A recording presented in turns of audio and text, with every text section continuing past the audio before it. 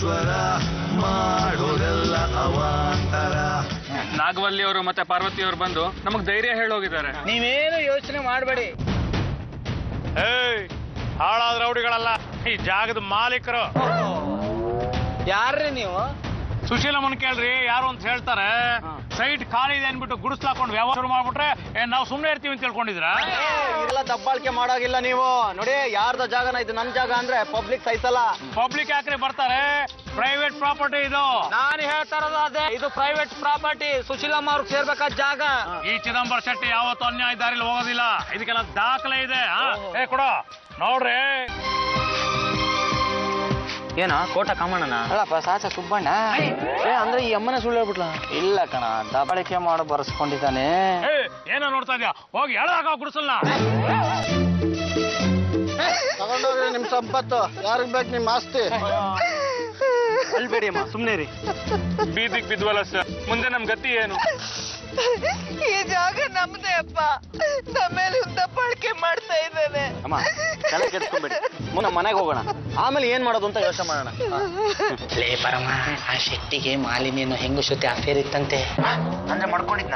ಸುಮ್ಮನೆ ಅಕಸ್ಮಾತ್ ನಾಗವಲ್ಲಿ ಅವ್ರು ಕೇಳಿಸ್ರೆ ನೀವು ಹಾಗೆ ಮಾಡಿ ಅಂತಾರೆ. ಯಾರನ್ನ ಮಾಡ್ಕೊಂಡಿದ್ರು? ಯಾರು ಬೇಕಾದ್ರೂ ಮಡಿಕೊಳ್ಳಿ, ನೀವು ಹೋಗ್ರಿ. ನೀವಲ್ಲ ತಾನೆ? ಹೋಗ್ರಿ. ಅವ್ರ ಗಂಡಸರ ವಿಷಯ ಅಂದ್ರೆ ನೀವ್ ಯಾಕೆ ಹೋದ್ರಿ? ನೀನ್ ಯಾಕೆ ಹೋಗ್ಲಿಲ್ಲ? ನೋಡ ಪರಮ, ಆ ಮಾಲಿನಿಗೆ ಒಬ್ಬ ಪುಟ್ಟ ಮಗು ಇದ್ದ. ಆ ಮಗುಗೆ ಸ್ವಲ್ಪ ಆಸ್ತಿ ಮಾಡ್ಬೇಕು ಅಂತ ಅವಳಿಗೆ ತುಂಬಾ ಆಸೆ ಇತ್ತು ಕಣ. ಇದೇ ಆಸ್ತಿ ಮೇಲೆ ಕೇಸ್ ಹಾಕಿದ್ಲು. ಶೆಟ್ರು ಆಸ್ತಿ ಬರ್ಕೊಡ್ತೀನಿ ಅಂತ ಪ್ರಸ್ತಾಪನೂ ಮಾಡಿದ. ಆದ್ರೆ ಸ್ವಲ್ಪ ದಿನ ಆದ್ಮೇಲೆ ಮಾಲಿನಿ ಕಣ್ಣು ಮರೆ ಆದ್ಲು. ಕೇಸು ಕ್ಲೋಸ್ ಆಯ್ತು. ಆಸ್ತಿ ಶೆಟ್ರಿಗೆ ಹೋಯ್ತಲೆ. ಇದು 1947 ಲವ್ ಸ್ಟೋರಿ ಕಣ. ಹೌದಪ್ಪ, ತುಂಬಾ ಹಳೆ ಕೇಸು. ಬಹಳ ವರ್ಷಗಳಿಂದ ಶೆಟ್ರ ಸಾಹಸ ನಡೀತಾನೇ ಇದೆ. ನೋಡ ಪರಮ, ಮಗು ಚಿಕ್ಕದಾಗಿದ್ದಾಗಲೇ ಮಾಲಿನಿ ಶೆಟ್ಟಿನ ಬಿಟ್ಟೋಗಿದ್ಲು. ಆದ್ರೆ ಶೆಟ್ಟಿಗೆ ನೆನಪಿಲ್ಲ. ಆಸ್ತಿ ಮೇಲೆ ಇವ್ರಿಗೂ ಹಕ್ಕಿ, ಆಸ್ತಿ ಇವ್ರದೆ ಅಂತ ನಾನು ದಾಖಲೆನ ಸೃಷ್ಟಿ ಮಾಡಿದೆ. Criminal lawyer, I like your attitude. ಓಹೋ, ಅಳಿಯಂದ್ರು ಬಲಗಾಲ ಇಟ್ಟು ಒಳಗ್ ಬನ್ನಿ. ನಾನು ಯಾವ ಸೀಮೆ ಅಳಿಯರಿ? ಮುದ್ದಿನ ಅಳಿ ಅಳಿಯ, ಗಡಿಬಿಡಿ ಅಳಿಯ, ಯಾವ್ದು ಬೇಕಾದ್ರೂ ಅನ್ಕೊಳ್ಳಿ. ನಿಮ್ಮ ಮತ್ತೆ ಅಲ್ಲಿದ್ದಾರೆ, ಬಂದ್ ಮಾತಾಡ್ಸಿ. ಮತ್ತೇನಾ? ನೋಡಿ, ಮಾಲಿನಿ ಕೊಡ್ರಿ. ಒಂದು ಫೋಟೋಗೆ ಯಾಕ್ರಿ ಇಷ್ಟೊಂದು ಶಾಕ್ ಆಗ್ತೀರಾ? ಈ ತರ ಫೋಟೋ ಇನ್ನೂ ನಮ್ಮ ಹತ್ರ ಇದೆ. ಚಿಕ್ಕ ವಯಸ್ಸಲ್ಲಿ ಇಬ್ರು ಅದು ಎಷ್ಟು ಚೆನ್ನಾಗಿ ಕಾಣಿಸ್ತಾ ಇದ್ರಿ. ಲೇ ಗುಂಡ, ಈ ಫೋಟೋಗಳನ್ನ ಒಂದು ಪ್ರಿಂಟ್ ಹಾಕಿ ಅವ್ರಿಗೆ ಕೂಡ ನೋಡ್ಕೊಳ್ಳಿ. ರಾಮಣ್ಣ, ಎಲ್ಲ ಒಳ್ಳೇದಾಗುತ್ತೆ.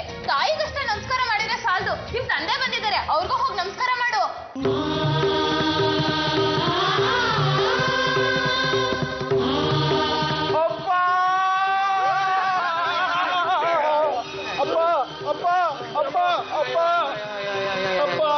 ಏನ್ ಪ್ರೀತಿ ಅಪ್ಪ, ಅಮ್ಮ ನಿಮ್ ಫೋಟೋ ತೋರಿಸಿದ್ಮೇಲೆ ನೀವೇ ನಮ್ಮಪ್ಪ ಅಂತ ಗೊತ್ತಾಯ್ತು ಅಪ್ಪ. ಈ ವಿಷಯ ನಿಮ್ಮ ಕಿತ್ತೋಗಿರೋ ಹೆಂಡತಿ ಗೊತ್ತಿಲ್ಲ. ಸುಶೀಲಮ್ಮನ ಕಡೆಯಿಂದ ಬಂದ ಆಸ್ತಿನ ನೀವು ಹೊಡ್ಕೊಂಡಿದ್ದೀರಾ. ಅದು ಮಾಲಿನಿಗೆ ಸೇರ್ಬೇಕು. ಆ ಕೇಸ್ನ ಮತ್ತೆ ಓಪನ್ ಮಾಡಿಸ್ತಾ ಇದೀನಿ. ಅಯ್ಯೋ, ಕೇಸನ್ನ ಮುಚ್ಚಾಕ್ಬಿಟ್ಟಿದ್ದೀರಲ್ಲ. ಮಾಲಿನ ಹೆದರ್ಸಿ ಬೆದರ್ಸಿ ಆಸ್ತಿನ ಹೊಡ್ಕೊಂಡಿದ್ದೀರಾ.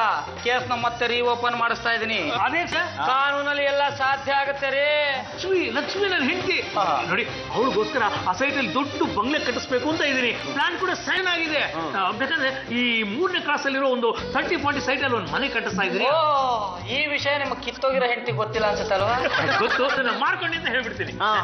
ಬೇಕಾದ್ರೆ ಅದನ್ನ ಈ ಸುಶೀಲಮ್ಮ ಅವರು ಮತ್ತೆ ಈ ರಾಮಣ್ಣವ್ರ ಹೆಸರಿಗೆ ಮಾಡ್ಬಿಡ್ತೀನಿ. ಪರವಾಗಿಲ್ವಾ ಅಮ್ಮ?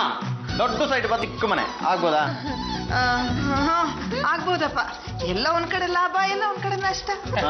ನೋಡಿ, ಸುಶೀಲಮ್ಮ ಆಗ್ಲಿ ರಾಮಣ್ಣ ಆಗ್ಲಿ ನಿಮ್ಮ ತಂಟೆಗೆ ಇನ್ನು ಬರಲ್ಲ.